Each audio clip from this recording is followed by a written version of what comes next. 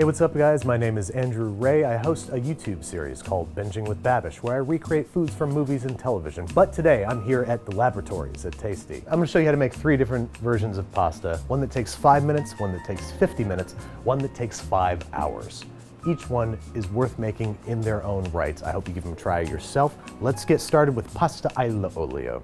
This is the pasta I first learned about from the movie Chef. We're gonna cook this just shy of where we want it to be because we wanna finish cooking it in the sauce. We got some nice salted pasta water here. Drop this in, and as soon as the pasta hits the water, it's gonna bend pretty easily. Just try to coax it all down in there. While the pasta cooks, we need to work on the actual 5-minute portion of making this pasta, which is making the sauce. We're bending the rules a little bit. You know, this is really gonna take like 7 minutes, but just chill, okay? This pasta holds a very significant place for me in the show. It's a very powerful dish for home cooks because, like I said, it's encouraging. It's something that you can make very easily that's stunningly good. It surprises you with how good it is. One thing with chopping herbs that makes it a little easier is you can just sort of press them all down into a little bunch like this and run the knife through. And you want your parsley chopped pretty fine. Look at that. You gotta love fresh herbs.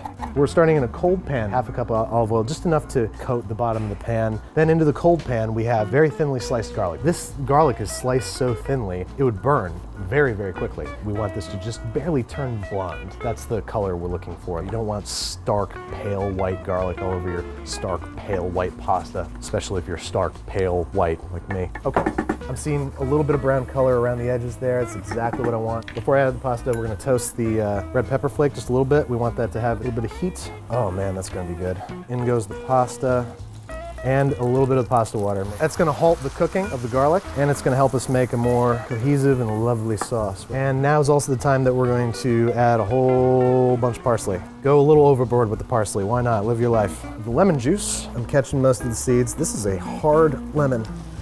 Oh, lordy lord, yes. Now we need to, of course, season with salt.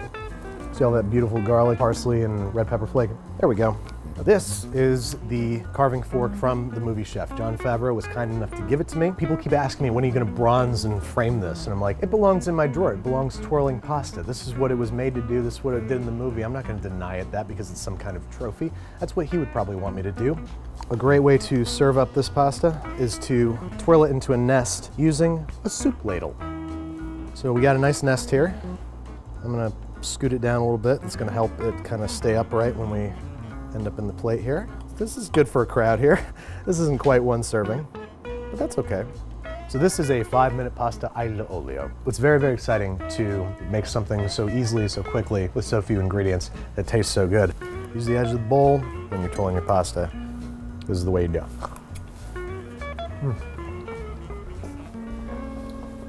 Oh, it's simple, but it surprises you with like, it's good.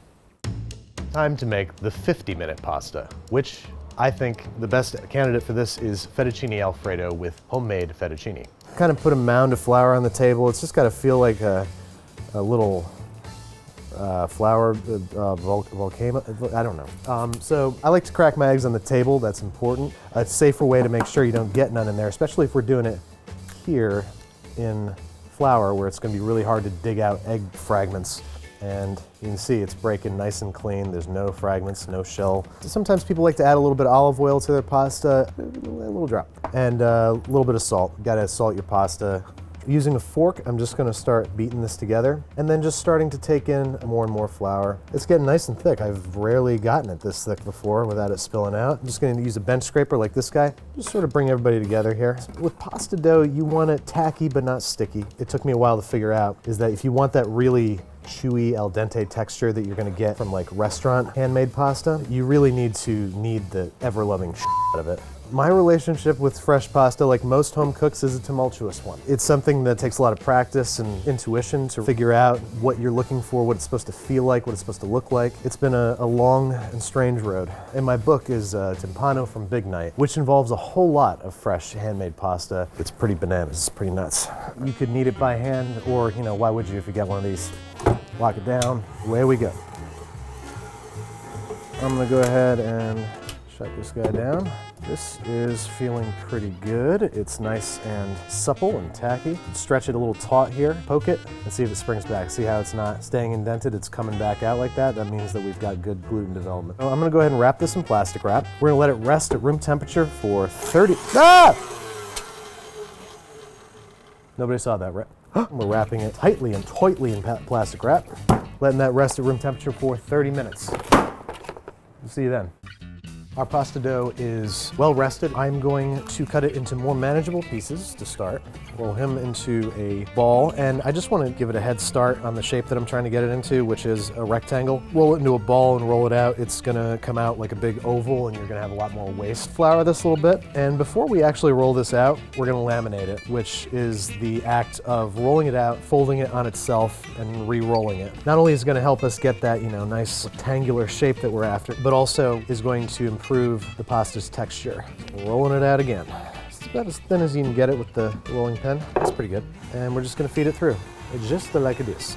Passing it through again. And as long as we don't see any like stretch marks or tearing or anything like that, we're pretty much in good shape here. Passing that through again. And make sure that each side of the dough is just lined up perfectly with the rollers. That way you don't end up bunching.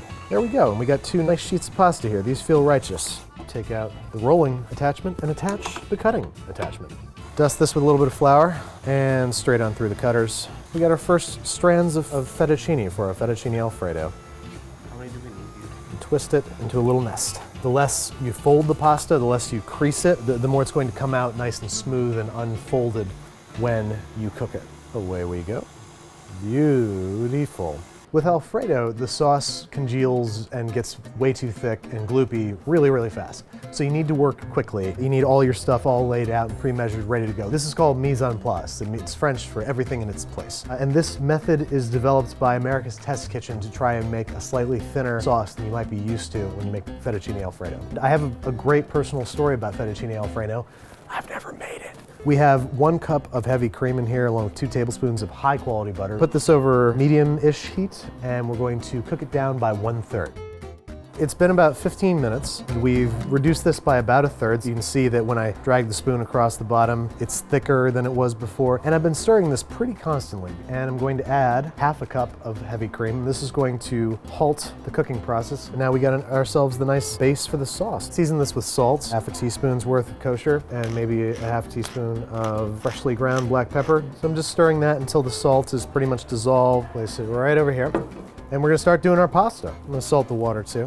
And by keeping our bowl warm like this, it's going to keep the pasta warmer longer. It's gonna keep the sauce from congealing just a little bit longer. So we'll set that aside, keep it warm. Then directly into the water goes our little nests of fresh pasta. It's pretty much done when it floats. And I also want to not fully cook it. I want to cook it just shy of where I want it to eventually be. Then as soon as this is almost done, we're gonna add it straight into this sauce and finish cooking it in the sauce. Spider this stuff out, and it's okay if we're getting a little bit of pasta water in there. We want some to end up in the sauce anywho. We got 1.5 ounces of freshly grated Parmesan cheese and some freshly grated nutmeg. Oh, it smells so good. Really makes all the difference in the world. Cook this for 1 to 2 minutes until the cheese is all melted. We're just gonna add 1/4 cup of pasta water, and that is going to prevent the sauce from getting too gloopy too quickly. Oh, it smells so good, my God. I'm just gonna give this a little taste. That's good. Man, those folks over at America's Test Kitchen sure know what they're doing. And you see how it's not kinky? That's because we rolled it into nests. It's time to plate up. All right, I'm gonna try to get all this pasta in one go. And into the bowl it goes. Oh, look at that. Daddy-o. I'm just gonna grate a little bit more fresh nutmeg over top. So this is a 50-minute fettuccine Alfredo pasta and sauce made entirely from scratch. And it is worth every minute, I promise.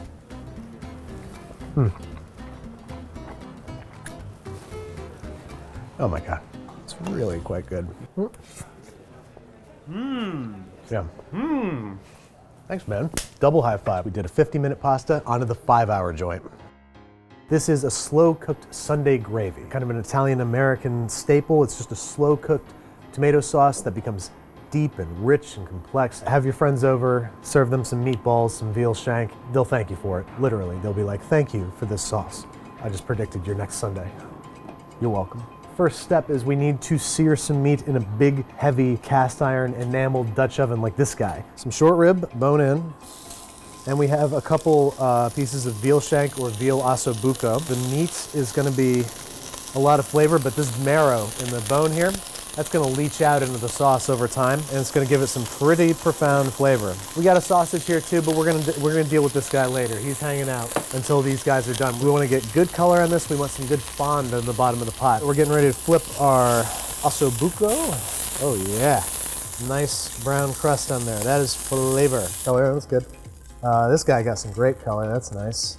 You might not be able to see it, but we got some nice fond on the bottom of this pan. I'm just putting in like a little less than a tablespoon of olive oil, and onions go right in. Finely minced. You see all the brown flecks on there? That's not browning on the onions. That is the fond from the bottom of the pot. That's our meat residue, which sounds gross, but it is the foundation of most great flavors in slow and low cooking. And we're just sweating these onions, which means that we're cooking them over moderate heat until they become a little translucent around the edges. There we go. That's looking pretty good. So we're gonna add maybe 7 cloves of garlic, peeled and crushed. I'm gonna add a little pinch of red pepper flake, teaspoon's worth of dried oregano, 3 tablespoons of tomato paste. Just sauteing this for like 1 minute, just until it starts to re-thicken. This is starting to smell a little less raw, a little bit more garlicky. That's about where we want it. And now I'm gonna deglaze the pan with dry red wine like Pinot Noir or Cabernet Sauvignon. You don't have to add red wine to your tomato sauce. It's a very Italian-American thing to do. I don't think they do that in Italy at all. I might be wrong. Let's get the anchovy paste in there, get that good and mixed in, make sure it's all dissolved. A few finer ways to spend a Sunday afternoon than letting something bubble away slow and low on your stove. Watch Binging with Babish. Watch this video and learn a little bit about food. And if you're not careful, a little something about yourself. All right, so now it's tomato time. This is 4 cans of peeled San Marzano tomatoes, and these have been processed lightly just to make it relatively smooth. About halfway full, I'm gonna grab our pieces of veal shank and our short ribs. I'm just gonna nestle them in there, and then I'm gonna keep just ladling sauce. I'm gonna put enough in here just to cover everybody up. There we go. And I'm also going to add 1.5 cups of water. I'm gonna start there, and I'm gonna add more as necessary as the sauce cooks. We're also gonna add a whole stem of basil. Also, a lot of people are tempted to add sugar to their tomato sauce. If you just let this cook for 4 or 5 hours, it's going to become sweet. But something that's gonna speed along that process is a carrot. We're gonna fish those out before serving, and we're gonna fish out the stem of basil, and if the meat has fallen apart, we're gonna fish the bones out. Partially cover this. We want a little bit of steam to be able to escape and allow the sauce to mellow out and become sweet and complex. Then in the last hour of cooking, we'll probably add 2 sausages. We're also gonna be adding water periodically throughout the 4 hours that this guy's gonna simmer to make sure that we maintain the right consistency. We'll see after that. It's been 5 hours. I haven't moved from this spot, and I'm ready to unveil the slow-cooked Sunday gravy. Et voila. I don't know why I just spoke French, this is Italian. We got some nice little bubbles. You can see that it has thickened. The harshness of the raw tomatoes have mellowed out and have been replaced with richness and sweetness. Now we're gonna fish out all of our non-edibles here. As you can see, our osso buco is completely fallen apart and replaced by a hunk of tomatoes. Carrots out. There's the short rib bone. There's little hunks of meat all throughout, but there are still big servable chunks that you're gonna be able to put on the side when you serve this pasta. The traditional way to plate this is to toss the pasta with a little bit of sauce and serve it with the meats. I'm gonna take it one little step further just to amp up the pasta a little bit. Bam. Thin out the sauce just a wee bit. You could also thin this out with fresh tomatoes from a can. Sometimes a little brightness is welcome if the sauce is super rich. This is just about the perfect consistency that I'm looking for here. And I'm going to scoot this out of my way. We want to finish cooking the pasta in the sauce. Also, I want to talk about pasta shapes and the kinds of pasta you want to be looking for. So we've got widely available, inexpensive pasta over here, and it's perfectly fine, but you see how smooth it is? You see how like it's almost shiny? You want roughness. When it's cooked, is going to create a surface that is ideal for absorbing and clinging to sauce. So to finish the pasta, we're gonna add a healthy amount of sauce to a pot with the cooked pasta. This pasta has been cooked to just shy of al dente. And of course, we're adding a 1/4 cup of pasta water. We just got this over medium heat. We're just gonna finish cooking it in here. The sauce is pretty much like soaked up and coating the pasta lovely. So I'm gonna kill the heat now. Now I'm gonna finish the sauce with butter. This is the best way to finish red sauce. It's a world of difference. It's putting a sheen on the pasta and it's just making it so much richer, and it's gonna make it stand on its own. Look at that. It's Gorgeous. And now we're gonna plate up. Look how rich and orangey that sauce got, my God. And I'm gonna try to crowd this to one side as much as I can because we want to make room for all of our lovely meats. Sausage over here. I'm just trying to grab as many big hunks of meat as I can. Garnish with a little bit of freshly chopped basil and a little grating of Parmesan cheese. And this is it. This is our 5-hour pasta Sunday gravy. All that work, it's about to finally pay off. I'm gonna start with a piece of pasta. That just tastes like Sunday when I was a kid. Alvin, come on over. Wow. Oh, you, okay. Cheers. Hey. Fork battle. Oh yeah. Yeah. This meat's just falling apart. It's so good. 6 high fives. Watch out. That's a world record, ladies and gentlemen. So the recipes for today's dishes are available in a few places. You can find 2 of them, the pasta allo olio and the 5-hour tomato sauce, in my new cookbook, the Binging with Babish Companion Cookbook. It is out in stores October 22nd, and you can pre-order it at bingingwithbabish.com/cookbook. We learned that whether you spend 5 minutes or 5 hours making pasta, if you employ a few techniques and a few tricks, you can end up with something gorgeous. I hope you guys give it a try for yourselves. And Babby out, Babish out. Peace.